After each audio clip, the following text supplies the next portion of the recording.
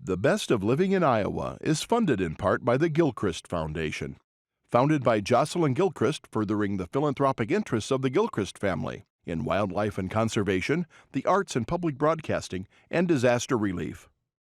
Funding for this program was provided by Friends, the Iowa Public Television Foundation. Generations of families and friends who feel passionate about the programs they watch on Iowa Public Television. Hello, this is Morgan Halgren. For 16 seasons, Living in Iowa told the tale of what it means to be uniquely Iowan. Tonight, we honor that spirit by bringing you another glimpse into our rich heritage with a few stories from our archives. In this episode of The Best of Living in Iowa, we follow Paul Berge as he takes to the side roads, searching for the lighter side of the story behind some of Iowa's iconic treasures.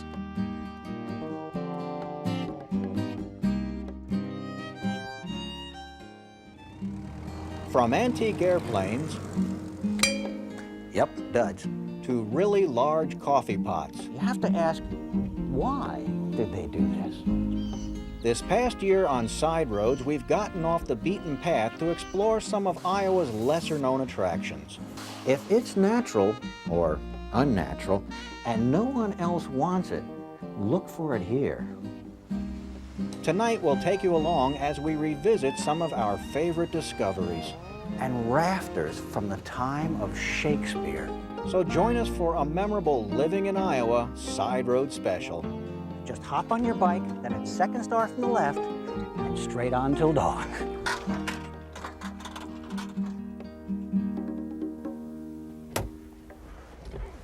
Remember those warm summer nights when you'd climb into the family station wagon and head for the drive-in movies? Well, it's not the same in an SUV, and perhaps that's why there's only 3 drive-in theaters remaining in Iowa. They're located in Council Bluffs, Maquoketa, and here at the Valley Theater in Newton. This is one of the gems we discovered on our travels, and what better place to look back at the year and present the Living in Iowa Side Roads Vacation Guide. We'll start off by revisiting an old mining town in Lucas County and linger on a covered bridge that's not in Madison County. But let's begin by taking the long and winding side road that leads to Burlington along the banks of the Mississippi River.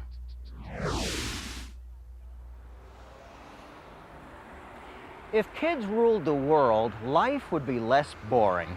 We'd have ice cream for breakfast, and homework would be outlawed, so only outlaws had homework. And when it came to designing city streets, they certainly wouldn't run in straight lines. Instead, there'd be adventure routes with names like Snake Alley. According to Ripley's Believe It or Not, Snake Alley is the crookedest street in the world, and it's not in San Francisco. Instead, it's here in the Heritage Hill Historical District of Burlington, Iowa. It slithers like a sidewinder from Washington Street to Columbia. Stretched out, its 5 half curves and 2 quarter curves would be 275 feet long. If kids were in charge, this snaking hill would be smooth so you could race down on your skateboard. Maybe not me personally, but despite being hampered by adults, Snake Alley is still a delight. And you can find this serpentine side road by not asking for directions. Instead, head to Burlington, Iowa, where you can walk the straight and narrow, but not on Snake Alley. The long and winding road that leads to your door will never disappear. When I say the name John L. Lewis, what pops to mind? Heavyweight boxing champion from the 1930s, right? Well, if that's your answer, then you probably sat next to me in American history class and made the mistake of copying off my test paper. No, Joe Lewis was the boxer. John L. Lewis was a heavyweight of a different category. He was president of the United Mine Workers for 40 years, and he was born right here in Lucas, Iowa in 1880. He was a miner. But after loading his 16 tons, he left town to organize one of the most powerful unions in the world. Now, coal mining has all but disappeared from Iowa, but Lucas, although small, real small, is still alive. It even has a mall. Okay, so it's not Mall of America, but that's certainly to the town's credit. The biggest attraction is this museum dedicated to the town's famous son. Inside, you'll learn enough about coal miners, as Lewis no doubt did, to realize just how lucky you are not to be one. So follow the steel side road to Lucas, Iowa, where time may not stand still, but it certainly doesn't ask for directions.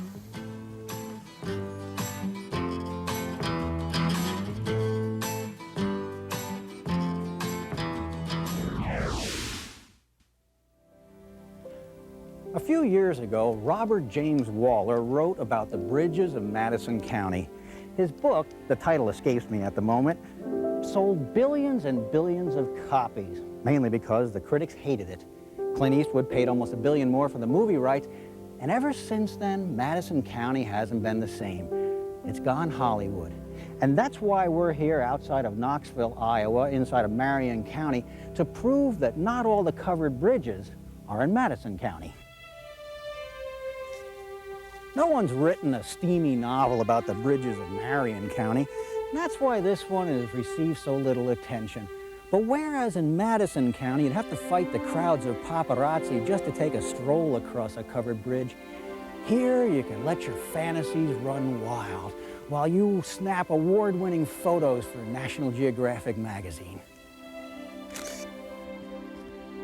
The nearby residents will understand because Marion County is a haven for writers who wish that they'd written about this bridge before Waller wrote about those other ones. So for a chance to linger on a nearly famous bridge of Marion County, take Highway 5 to Knoxville, then follow the side roads to the end of all your romantic yearnings. Oh, but don't ask for directions, because you may be sent to the wrong county by some rejected writer.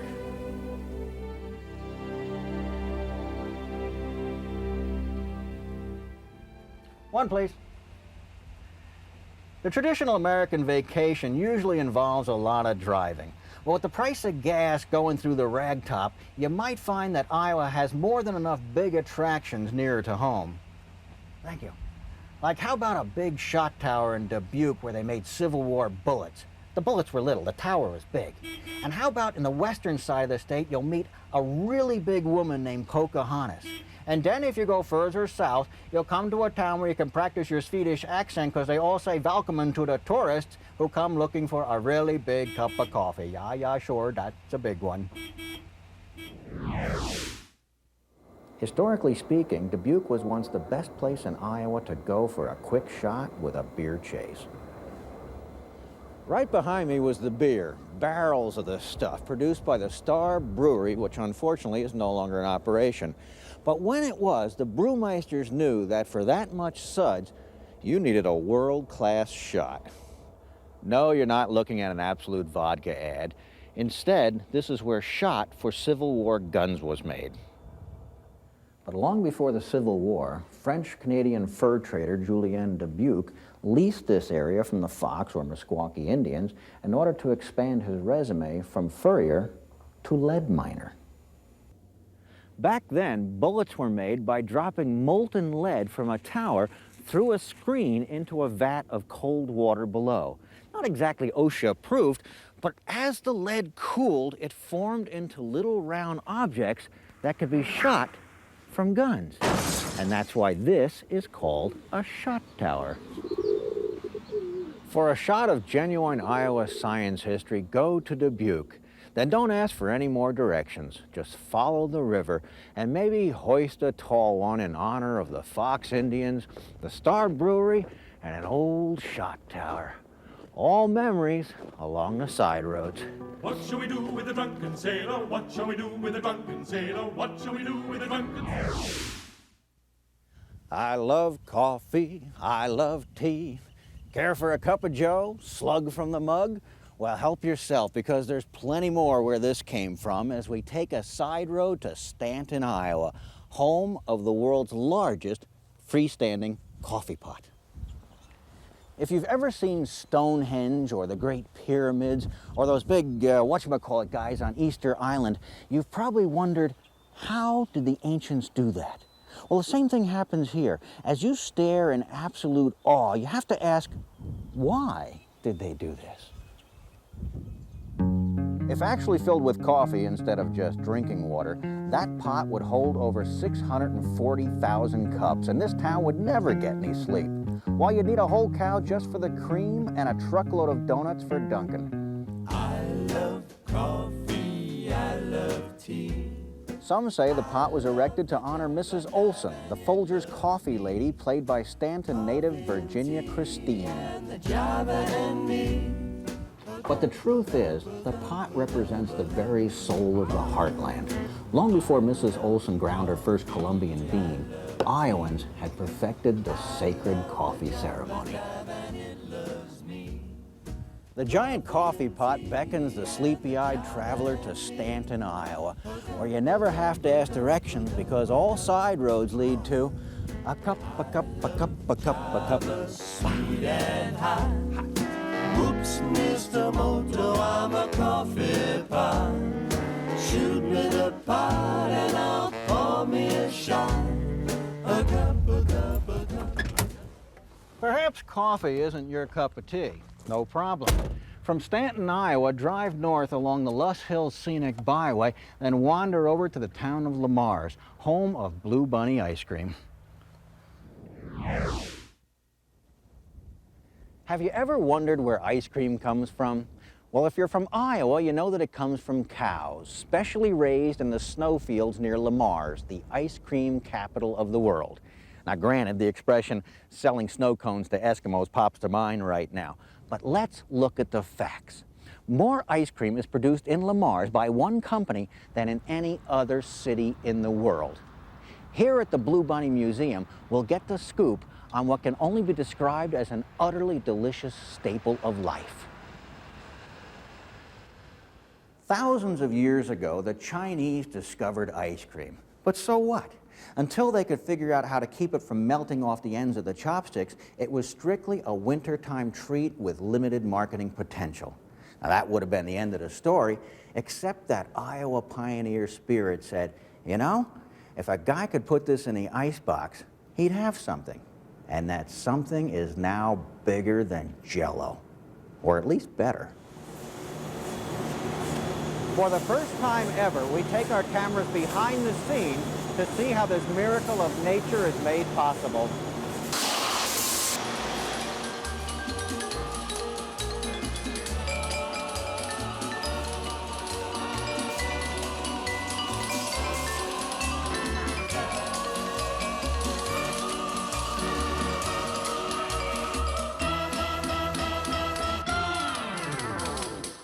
We had special permission to tour the ice cream factory, although they made us wear funny hats and gowns so we looked like renegade hairdressers. Most guests, however, won't be able to enter the plant itself. But you can tour the visitors center, watch a movie, play some video games, and it's a lot like the factory, only quieter.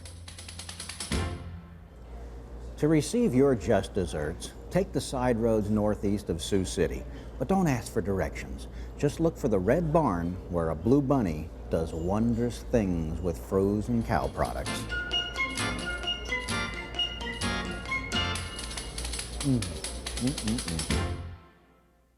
Hello, can I have a Frosty Malt, please? If Lamar's doesn't satisfy your ice cream lust, you can always go to Strawberry Point, home of the world's largest strawberry, plus the annual Strawberry Festival. Once there, you can sample what's rumored to be the world's greatest strawberry ice cream soda. Do you get the feeling that we've all become just a little too sophisticated? That we don't know how to have fun anymore? Well, let me take you down to Strawberry Point, located northeast of Waterloo on Highway 3. The town, with its turn-of-the-century Main Street, was named by travelers who enjoyed the wild strawberries found in the surrounding fields. In honor of this, we find the world's largest strawberry. But the tourists didn't come just for the berries. In 1930, the town had an even bigger draw. They came to see William Penfield, a couch potato who was way ahead of his time as he sat atop a 97-foot-tall flagpole for 51 days, setting a world record. But all good things must come to an end, and on September 19th, down he came. Strawberries are still big business here, with a strawberry festival held each summer. Flagpole sitting, however, has all but disappeared. But thanks to viewers like you, it won't be forgotten. Not if you take this side road to the Flagpole Sitter's Shrine in the world's greatest strawberry forever. Don't ask directions, just take your cue from William Penfield, who made sitting around fun for us all. When you take a side road, it's like rummaging through the trunk of an old car. You never know what you're going to find. Now, in Blakesburg, we found the mother lode of antique airplanes. And in Battle Creek, we stopped at a rather unusual petting zoo. And a dozen miles south of Knoxville, we discovered where they store all your childhood memories. Have you ever had a hobby that just got out of hand? Maybe you were saving used dental floss, and the next thing you know, you had a ball of stuff in the backyard that was bigger than the garage. Well, these things happen. You like something, you hate to throw it away, and pretty soon, you're a museum. Well, in a way, that's what happened to Bob Taylor, who began collecting antique airplanes back in a time when they really weren't all that old. This is the home of the Antique Airplane Association and Air Power Museum, and it's located in Blakesburg, Iowa. But to aviation junkies, this is the center of the universe, a place where a flyer's dreams and memories don't come to rest. Instead, they come to life. With several hangars on the airfield stuffed full of biplanes from the 1920s, open cockpit monoplanes from the 30s, and an assortment of engines, instruments, flight suits, and simulators, and even a bomb or two. Duds, I think. Yep, duds. Blakesburg is aviation's attic. But unlike a stuffy museum where nothing moves, at the Air Power Museum, they keep the antiques flying. How? Well, by restoring them and flying them. You don't have to be a pilot to visit Antique Airfield, but you do have to understand that sometimes a side road can lead into the sky. And when that happens, you don't want to ask directions, you just want to spread your wings and fly. Those magnificent men, those magnificent men, those magnificent men in their flying machine. What do you do when your giraffe succumbs to the ultimate sore throat? Well, you could do what one Midwestern zoo did and donate it to the Battle Hill Museum of Natural History located near downtown Battle Creek, Iowa. It's a place where you can bone up on both science and history. You see, allegedly, in 1849, a battle was fought on a hill about a mile from here, and that's how the place got its name, Battle Hill. But that's not important. What matters is that 140 years later, museum director Dennis Laughlin had the foresight to turn 2 old schoolhouses and a barn into a repository for dead animals, unusual rocks, and a few fossils. If it's natural, or unnatural, and no one else wants it, look for it here. 1,000 miles from the nearest ocean, you'll find 90,000 seashells, plus a 545-pound giant clam. Now that's a lot of chowder. Your kids will fall in love at the petting zoo, where all the animals show proper respect for visitors, and you don't have to feed them.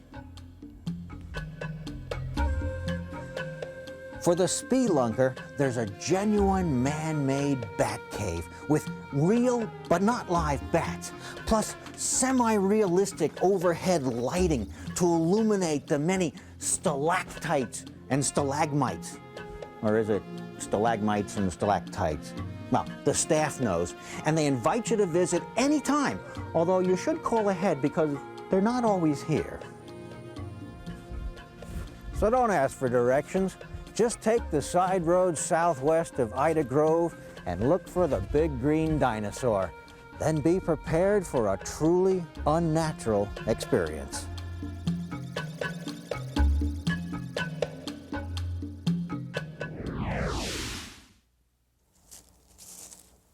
Are you in danger of becoming an adult? If so, you need to get to church. Welcome to the Belinda Church and Toy Museum, located 14 miles north of Sheraton on Highway 14. It's no longer an active house of worship, unless, of course, you worship the things that made being a kid so much better than being a grown-up. The owners, George and Linda Piercebaker, have collected enough toys to spoil even the best kid on the block. You want tractors? They have 3,000 of them.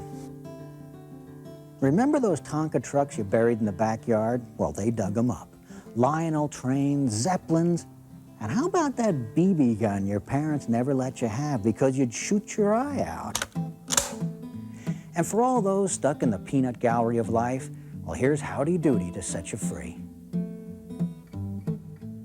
Maybe you'd like to forget the 1970s, but who can forget the Fonz or Dukes of Hazzard?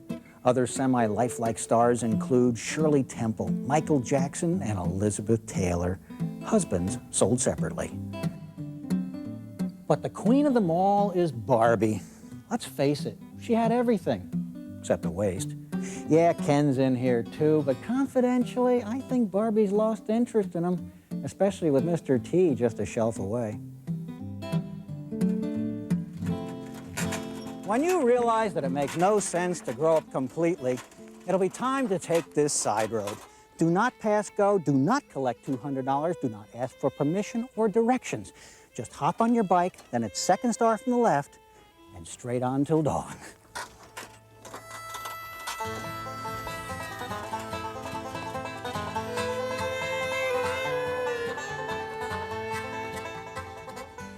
You can't possibly take all the Iowa side roads in one day. You're going to have to stop to sleep. But we have a few recommendations for lodging. They're really not set up for overnight guests, but you can still dream. The first is a cute riverside cabin in Buchanan County, where we think the accommodations are just right. And then, when you're passing through Des Moines and the governor's mansion is full, just go a few blocks south, where you'll find this darling starter home that could be in your price range, assuming your name is Bill Gates. Here's the deal. You hire an architect to design your house. Something modest, 3-bedroom, carport, tons of closet space. Price is no object, because some people will pay anything to live in a Frank Lloyd Wright house. But what many first-time buyers don't always understand is that a Wright house often comes with a few covenants. Welcome to Cedar Rock, a Frank Lloyd Wright creation located in Quasqueton in Buchanan County. In 1948, when Lowell and Agnes Walter commissioned this house, perhaps they didn't know how much detail Wright had planned for their lives, such as these plants which have been here since the house was built. A Wright house is all right down to the bric-a-brac on the shelves, the towels on the bathroom floor, and even this priceless set of 3 matching dishes. Frank Lloyd Wright expected his clients to become living parts of his architectural masterpiece, actors on his stage. The Walters bequeathed this 11-acre estate to the Iowa DNR, where, through the magic of video, it's always summer. If you'd like to audition for a tour through the Cedar Rock house, take U.S. Highway 20 east of Waterloo to State Highway 282, then follow the side roads to Quasqueton. But don't ask for directions, because it's really hard to say Frank Lloyd Wright and Quasqueton in the same breath.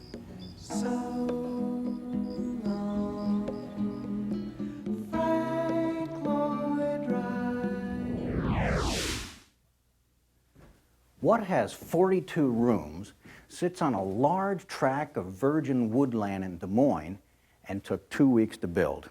That's a trick question. The 2 weeks were Carl and Edith weeks.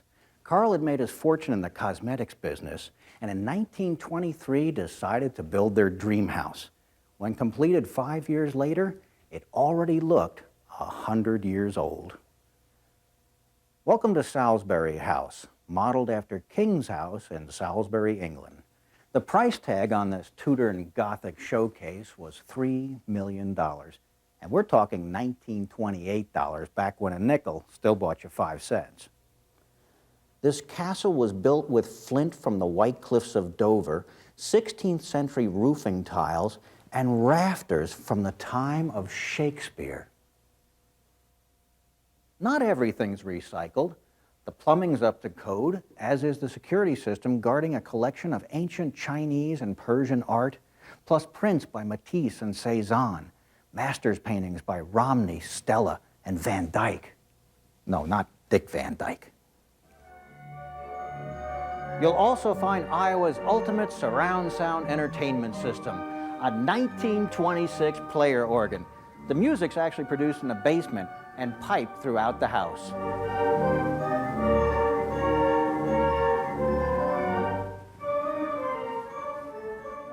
So for the royal treatment, take a side road to the Salisbury House in Des Moines, where your sense of direction could get lost in time.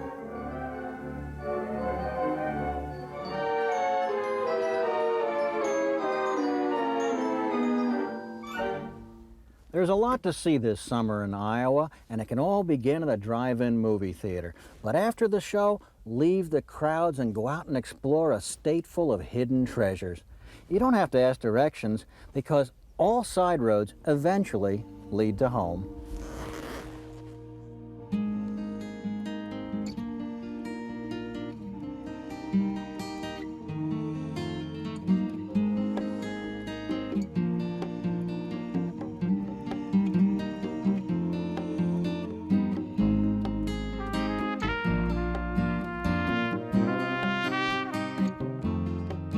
The Best of Living in Iowa is funded in part by the Gilchrist Foundation.